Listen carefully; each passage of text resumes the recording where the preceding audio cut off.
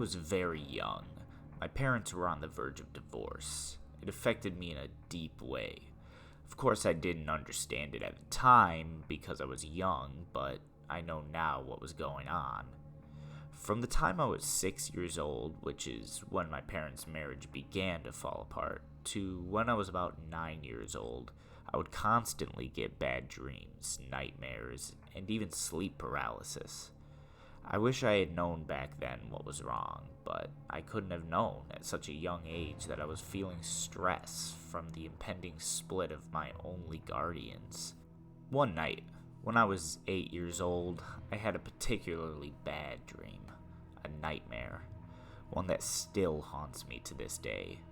It was a Saturday night, sometime in the fall. I remember because that night we had gone to a family party of some kind. I can't really remember what the party was about, but I know that my cousins had a party every year, sometime between September and November, and I specifically remember it was a Saturday because my mom had tucked me in early so that we could attend church in the morning. In the middle of the night, I started tossing and turning to the sounds of my parents arguing. This wasn't anything new, but it certainly was more vicious than usual. My father was a loud man. He was never violent, but when he wanted to win an argument, his deep and raspy voice would take over the whole house. I couldn't really make out what they were fighting about, but it was usually something about me. Of course, it didn't really help that I was half asleep. I kept tossing and turning until I heard a loud thud. I shot up in my race car bed, and I looked around the room.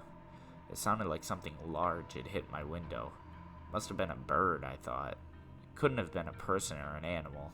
My room was on the second floor. I had this green nightlight plugged into the wall in front of my bed. It helped me sleep as I didn't really like the dark that much. I'll be honest, I was still afraid of the dark, and green was my favorite color. All of a sudden, though, my nightlight went out. I was left in the pitch black room. I started to hyperventilate after only a few seconds as the dark made me deathly scared. Then, I started to hear a growl from the other side. I quickly reached over to my nightstand and knocked over my cup of water as I pushed the lamp switch into the on position. My room lit up. I looked around. Nothing. I started to calm down and my heart started returning back to its normal rate. I looked down to see my cup and a little spilled water on the floor. I was mad, because after that whole ordeal, my mouth was completely dry and all I wanted was just a nice drink of water. So I hopped out of my bed and I grabbed my cup off the floor. I walked over to my door and I took a big deep breath as I opened it slowly. I stepped out into the dark hallway. I looked over to my parents' room and the door was closed. I walked over to the stairs and I started going down the steps slowly, one at a time. As I reached the bottom step, I took another breath. I reached my hand out from the stairway hall to flip up the light switch for the living room, but it wouldn't turn on. I hesitated going on because I was just completely terrified. Luckily, there was enough moonlight for me to be able to see. It didn't quite feel like the pitch black in my room. I walked through the living room and into the kitchen. I grabbed the step stool from underneath the sink, and I stepped on it. I turned on the faucet and let the cold water flow into my cup. I turned off the faucet. As I brought up the cup to my mouth, I heard a tapping on the glass behind me.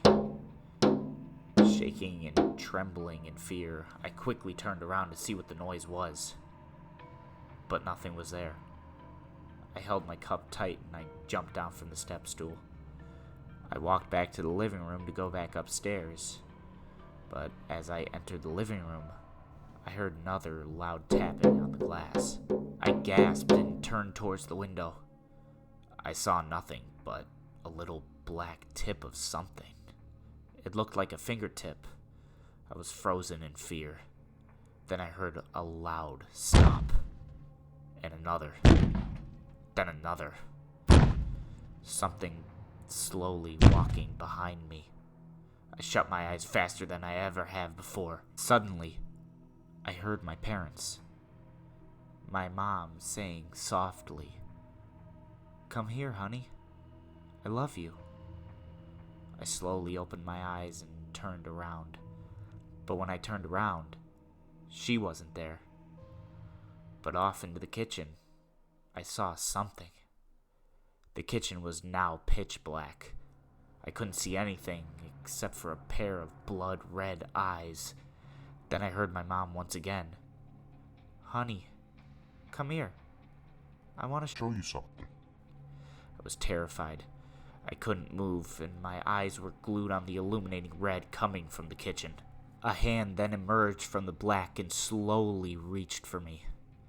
I wanted to run, but I couldn't. For some reason, I was glued to the floor. My mind was telling me to run for it, but I couldn't move no matter how much I wanted to. Disgusting white goo dripped from the black and slimy hand that was reaching for me. It had long and sharp claws. As it slowly came towards me, I started to cry. I yelled for my mom as loud as I could. It grabbed me. I yelled again for my mom, but no one could hear me. The creature dragged me into the pitch-black kitchen as I heard it growl and snarl and finally roar into my face. But before I got close to its face, I woke up in my bed, with my mom shaking me awake and with tears all over her face. She told me I had been screaming in my sleep and she'd been trying to shake me awake for almost 5 minutes. I looked up and my dad was in the middle of my doorway. He had his phone up against his ear. All I heard him say before he hung up was, "Never mind. He's awake now. Thank God." I'd had nightmares before that, but nothing as frightening as that. And nothing that felt as real as that. It just goes to show you, what's happening in real life can really have an effect on your sleep. Thankfully, I've never had that bad of a dream since then.